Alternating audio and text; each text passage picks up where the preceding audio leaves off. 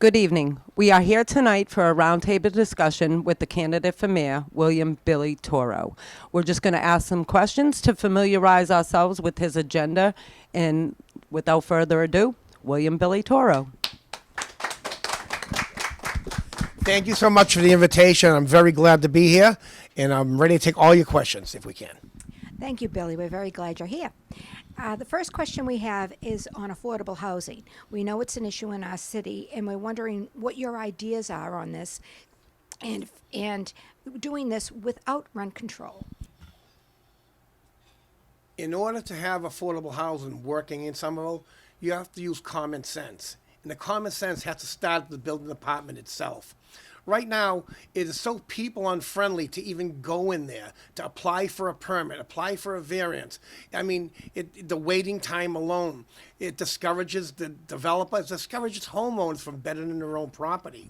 Even on some properties where they've done the work, I've seen them wait 6 to 8 months to have an inspector come in and look at the wiring, have an inspector come and look at the plumbing. Even if the job is completely done, if the inspector has to re-inspect the wiring, I've seen them wait up to 6 months for that. When you're doing that, you're holding up the supplier, you're holding up the developer, the contractor, the homeowner, the tenant who wants to move in there, you're holding up the bank. Now the prices are skyrocketing, you're going way over budget. If we could eliminate all that waiting time and the bureaucracy that comes with the Somerville Special Services Department, you can start building affordable housing. You know, I know my own brother had a problem.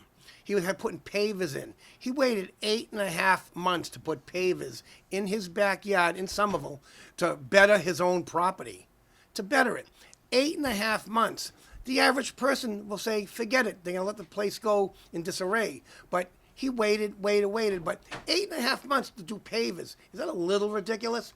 But the correction has to start at the top. We have to go through inspection services and clean house in there. We have to. Can I have a follow-up question? Absolutely. Okay. What about people who are already living in apartments or who want to rent in the city? It's practically impossible for them to make ends meet, especially families. Well, it is, and the reason why, because, like I said, when you're building your building costs skyrocketing, that goes on the homeowner's shoulder. Then eventually it's going to trickle down to the tenants themselves, and they get charged more rent. We have to eliminate that. Make things streamlined. Go in, get your permit, get your variance. Either yes or no, you can build it. Get the job started. Get the material there. Get the building built. Get it re-inspected, and move on to the next one. Let the homeowners, the developers, and the tenants have a fair chance on this. And let's work together. We can get it done. Okay. Can I have another follow-up? Absolutely. Okay. I'm a homeowner. I'm retired, and so I'm on a fixed income. But my taxes keep getting higher and higher, and the water and sewer is out in heaven somewhere. So what can I do so I don't put that burden onto my tenants? Well, that's another interesting question. Back when Assembly Row was being thought of, the whole idea was to make that our cash cow.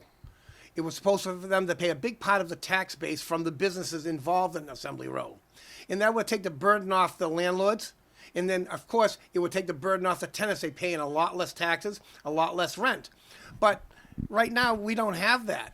My thing is, especially with the businesses around Somerville, they're making them go out of business. They're taking away all their parking. They're taking away just about everything from them. You know, me, like a lot of people, if I can't drive there, I won't go there. People say, you know, bicycles are fine. Buses are fine, but not everybody can do that. They have mobility problems as well. Some people have to be in 10 different places in a day. You can't do that by walking, busing, or biking. Sometimes you can't. You have to have adequate parking.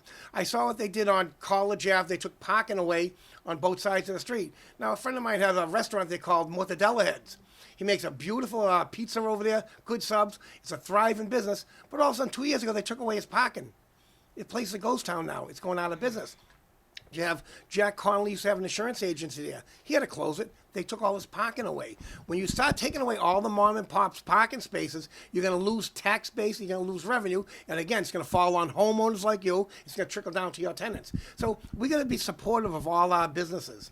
We got to work together with the bicycle community, and the mobility community, and we have to make everything work as a whole. Thank you. Billy, I'm just curious, how do you get the younger generation to vote? I mean, what can you do for them? Well, I want to get my message out to them.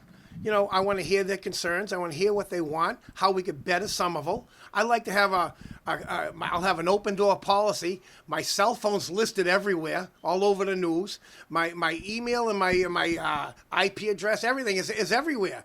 Give me a call. I answer my phone usually on the first I know call, you on the do. first Yeah, ring. I know. Especially if it's my granddaughter calling, but, as we remember.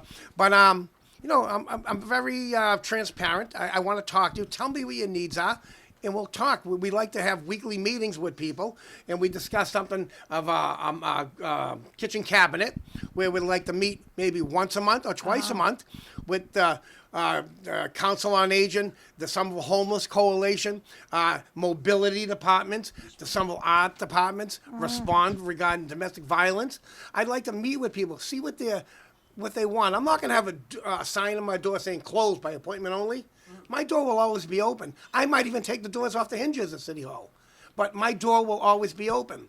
If you go to City Hall right now, the only two departments that are open is the election department, so you can vote and put your name in there, or the tax department, so you can pay your taxes. I observed a little old lady about 3 or 4 weeks ago. She had to be in her late 80s. I watched her walk up the stairs to the 4th floor with a cane. She got all the way to the 4th floor, and the department she wanted was closed. There was a sign on it that said, by appointment only. She came all the way down again, walked out with disgust. I mean, that's not transparency. City Hall, nobody's there. Why isn't City Hall open? The pandemic's over. Why can't we reopen City Hall? Why are we going to be working remotely? Even the special services. 80% of your employees at special services, the inspectors, are working from home. Why can't they be in that building doing their job? Transparency is the key. Communication is key. And I will be that person, that man for you to do that. Thank you.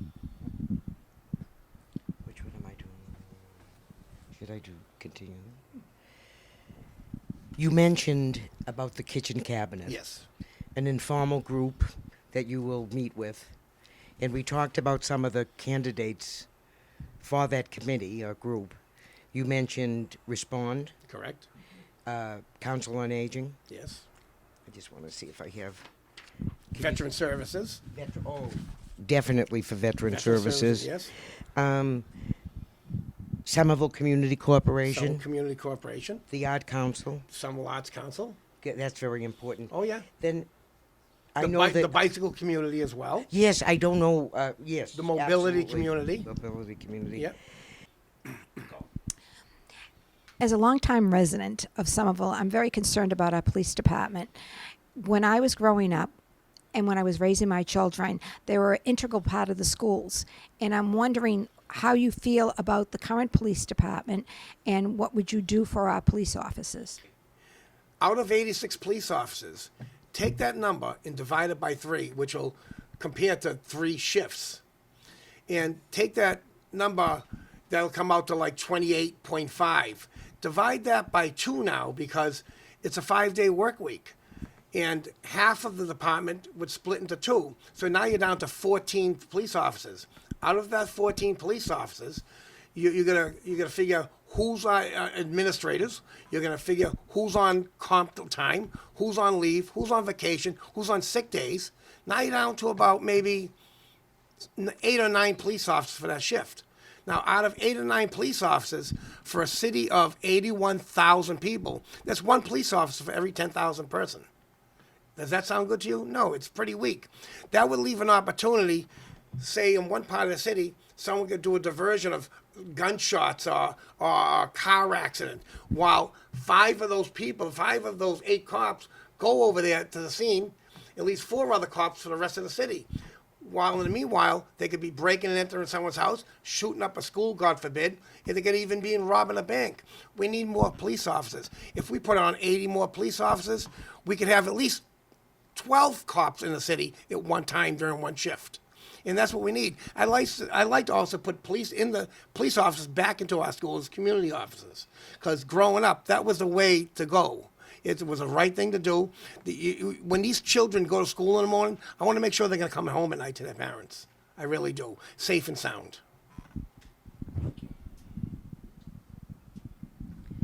Billy, hi. I know transgender children are in the Somerville school system.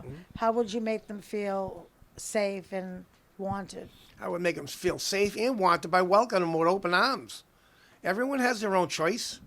You know, I'm straight. If they choose to be transgender, that's their own decision. I respect that 100%. And they'll always be safe and they'll always be protected with me.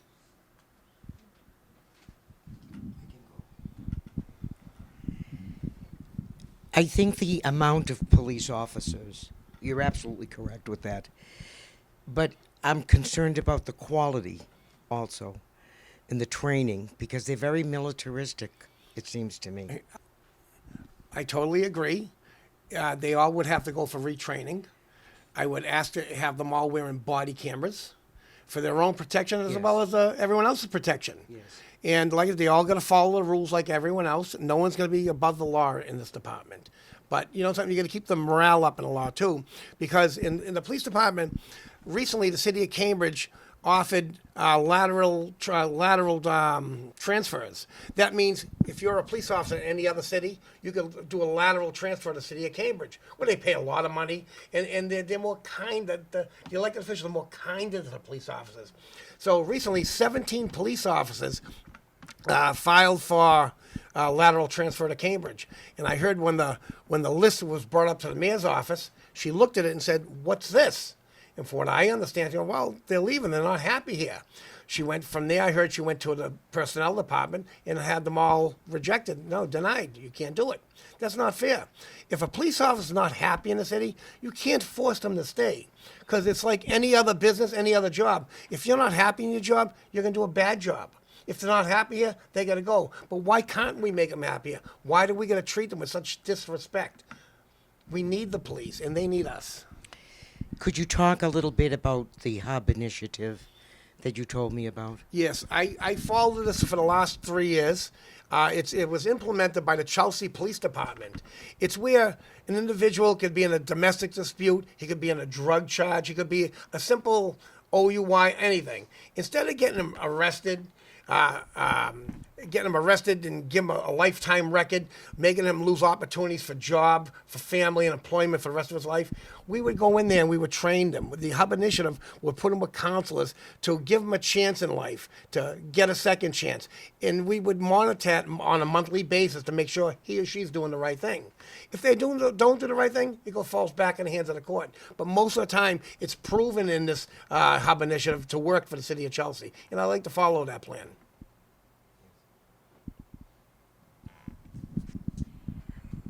Hi. How do you think we're doing as far as the senior citizens in our city? How is our community meeting their needs? We're not meeting their needs at all. A lot's been taken away from them. They used to go on field trips. They used to have access to taxi cabs. I mean, we're taking away all their, curbside. When a senior, a daughter or son drops the mother or the grandmother off for a doctor's appointment, they can't park there because there's no curbside. Remember something, Granny needs the curb too. Right. Just remember that. Granny needs the curb too. So we're not taking care of our seniors. Recently, I think it's the TAPS building there, the seniors are all calling me every day saying, "Do you realize we have to pay to go to our senior center for parking? You're charging seniors to park?" I would implement for them free parking wherever they want to go. That's the right thing to do. They did the right thing growing up all these years. Now it's our turn to give them the respect and dignity they need. Whatever the seniors want, I will do whatever they want.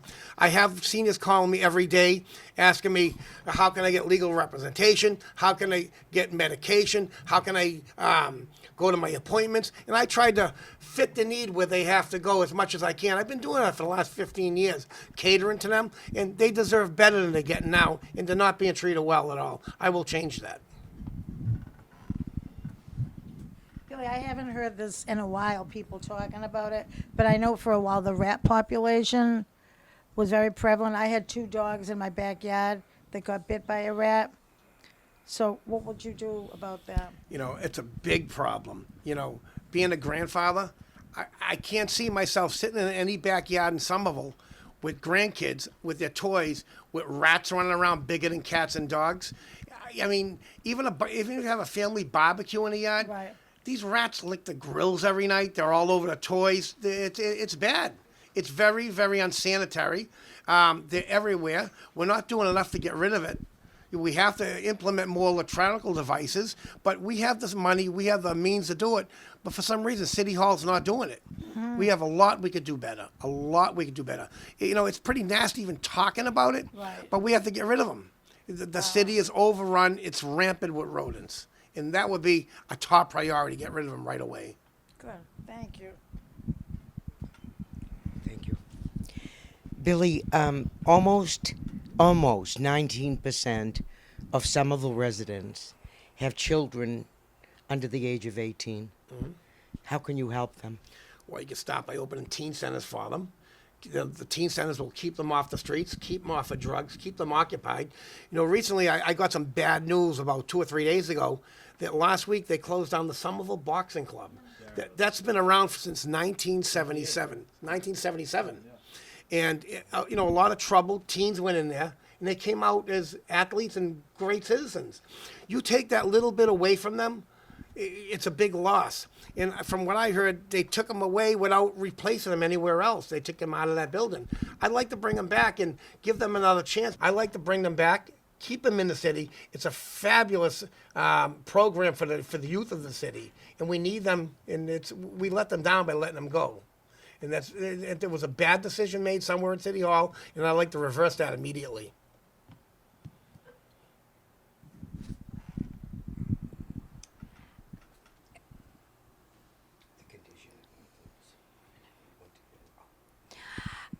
As a former teacher, I'm very concerned with the condition of the school buildings, especially right now, the Winter Hill. Do you have any ideas on this to make education our priority? Oh, absolutely. You know, it's just like a car. If you don't maintain a car, it's going to break down. It's going to be worthless. You don't maintain a building, especially a school building, things are going to rust, things are going to corrode, things are going to collapse. For the past 8 years, there's been no quality preventive maintenance in these school buildings at all. That's how come everything crumbled in there. I noticed in the new budget the mayor provided, she set aside $100 million for your new municipal building. We don't need a new municipal building. We have a good city hall. Why don't we fix it? It's a beautiful city hall. It's historical. Where's our historic commission right now? Why aren't they all over this? I would take that $100 million for starters. I would build a new Winter Hill Community School. And I would go through all the other schools, see what we need, and get the job done and get it fixed right away before we have another disaster and someone really gets hurt.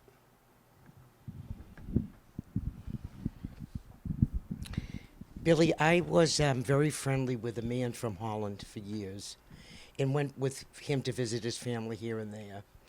And what I was impressed with was the number of bicycle people there. They use bicycles all the time. It's flat, it's convenient, it's great. And bicycles are small, they don't pollute as much. But what they do there is register the bicycles. And one of the reasons is so if the bicycle is stolen, they can get it back to the owner. Yeah. And also, if they're engaged in any kind of a mishap, there's accountability, or you know who is actually the person is, or the bike it belongs to, and that kind of thing. What do you think about that, about registering bicycles? I think it's a fantastic idea. I plan on implementing that idea. I also plan on implementing, they need insurance on the bikes. You know, I understand, and we all know, if you're driving down Broadway and you hit a bicyclist, your insurance got to cover it. But what happens if a bicycle hits you? Do we just say, don't worry, forget it? It doesn't work that way. We need bicycles, but we all have to abide by the law. We all have to do our fair share here. They had a recent discussion about the new community bike path that just opened up, the walking path, I should say, along the new T Green Line. And the biggest discussion about that is it's only 6 feet wide. If the husband, mother and father is pushing a baby carriage down that path, and a bicycle goes by, there's not a lot of room for both of them to go by. Suppose that bicyclist, God forbid, runs into that baby carriage. What happens? Yeah. Suppose the bicyclist runs over a pedestrian. What happens with that? We need accountability with that. We need to have them insured. An insurance card. It won't cost them much. It's like when you have apartment insurance. It doesn't cost much money. What's it cost you? $100 a year? $200 a year? It's well worth it for peace of mind. So that's what I like to do, register bicycles and have them have an insurance card available.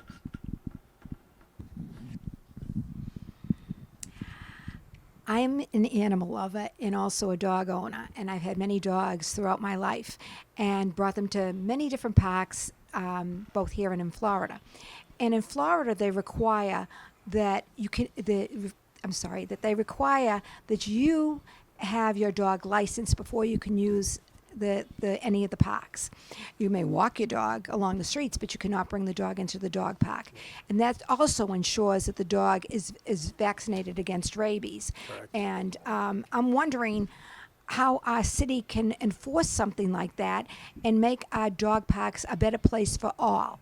Well, first we got to start a registry because we have no accounting of what dogs are registered, what dogs have their shots, their vaccines, or what. We have no record of that in the city of Somerville. And you can go to City Hall tomorrow and look for it. You're not going to find it. You're not going to find it. We should have a registry that'll keep track of all that, send out monthly reminders or yearly reminders. A lot of city and towns do it right when they send out the census. On each census forms in a lot of city and towns, they write down, remember to register your dog, how many dogs you got, what's a cat and dog's name, has been vaccinated. If not, here are the rules. We should implement that. We're sending it out anyhow. We're sending out surveys and statistics to everybody, include animal stuff on there too. Thank you. Billy, I noticed that there's no parking for the teachers at the high school. I know they're parking on the side streets. What would you do for them? You know, I remember attending that meeting 2 years ago when they says, well, the teachers can come by bicycle, they can come by taxi cab, they can come by bus. You know, you're not going to attract teachers to come and teach in that school. You're going to discourage them from coming to that school. Teachers need parking. What I would do immediately is have a parking garage built for them. And teachers would get free parking there with an easy pass that would open the gate for them. It's open to municipal parking too. For students and people who want to go shopping, they'd have to pay. Just like when you go to Assembly Row, they get, you go through there, the residents have an easy pass on their car, it opens and it closes. Each teacher would be provided one of them that work at the Somerville High School. So for students and for people shopping in the area, they'd have to pay for parking if they want. It's a privilege. So they got to pay for that parking. But nobody's going to come and teach in that school and walk for a mile, especially in a snowstorm, to come teach the kids.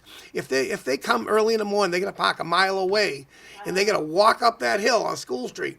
What kind of mood are they going to be in to boot? I'd hate to be the one getting the grades from them. But, we got to think of our teachers. We do. And just for so long, we've been turning our backs on them. Thank you, Billy.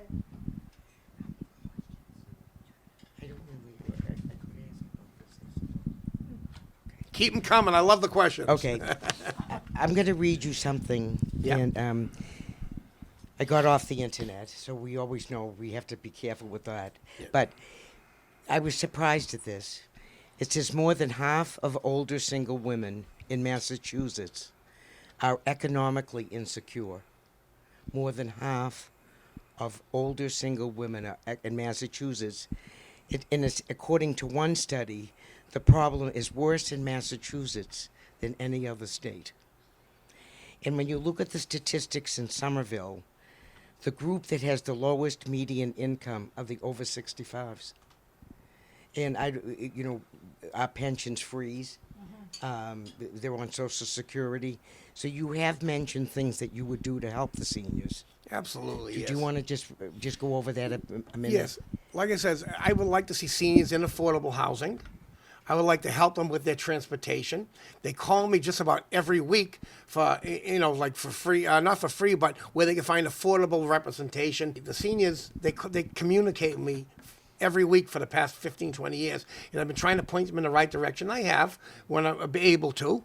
And most of it is they're looking for legal representation. They're looking where they can find medication at a reasonable price, medical plans and prescription plans at a reasonable price, and affordable housing.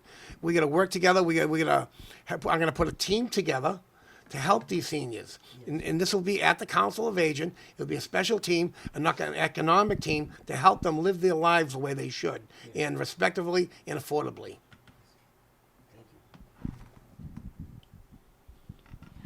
I think you've heard a lot of questions from us. Our last question has to do with you. What do you think the issues are in Somerville that you really want to address if you were mayor tomorrow? Well, if I was mayor tomorrow, like I says, I would have an open door policy immediately. Make yourself accessible to the people. No more backdoor hiding, no more by appointment only. You make yourself accessible. You took the job, be accessible, be there for them. I would fix the streets immediately. I would tackle the rodent problem immediately. I would tackle the needs of the seniors and the veterans immediately. Everything has to be done. The police department, like I would increase the police officers on the department. I try to tackle, and I will tackle, all the illegal drugs going around the city, the shootings, the crime rate, everything. It'd be a top priority for me. Very top priority. Once elected, I would hit the ground running to make sure my team is on it and effectively.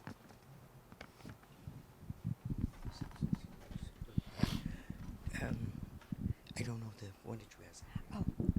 So how would you, you just mentioned, I'm sorry, I'm giving you a follow-up question, No even worries. though we said we were done. worries. Could you explain a little bit about your ideas on the substance abuse in the shoot-up centers? I'm totally against the shoot-up centers. They're called, I'm totally against the shoot-up centers. They're called safe injection sites. In my eyes, you're enabling these drug addicts in my eyes, you're enabling these people to use drugs. From the beginning, drugs is a mental illness. Drug use is a mental illness. It's got to be combated. It's like giving an alcoholic a bottle of wine every day. You can't do it. A safe injection site, it allows an addict to go inside the site and shoot up with the drug products that are provided by the city. You can't do that. You're enabling. These people need help. I would put facilities across the city to help these people. Like I says, it is a mental illness, and I lost a brother to mental illness, and I also have one of my oldest granddaughters has mental illness, but we're working with treatment for her. And if I had to say, and have them enabled, I just couldn't do that. I have skin in this game. I have a lot of skin in this game, but I have a family history of it.